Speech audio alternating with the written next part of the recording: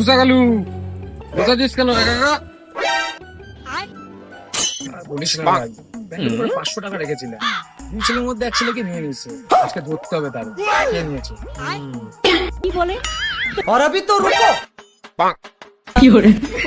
দাদা তাড়াতাড়ি শুন नहीं नहीं नहीं अस्सी, नहीं अस्सी। यहाँ कुछ तो गड़बड़ है আরে কালকে বাবার প্যান্ডেল পকেটে 500 টাকার চুরি করেছিলাম না এবার ধরা পড়ে গেছে বাবাকে জিজ্ঞেস করে কে নিয়েছে যদি তোকে বলে তাহলে তুই বলবি যে আমি নিয়েছি যদি আমাকে বলে তাহলে আমি বলবো বাবা কনফিউজ হয়ে যাবে আর কাউকে কিছু বলবে सोच है रे तेरी রে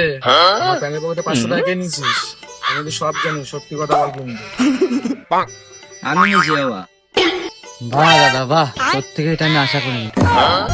বাবা ছোটবেলা থেকে মানুষ করলো তুই বাবার প্যান্টের পকেট থেকে টাকা চুরি করবি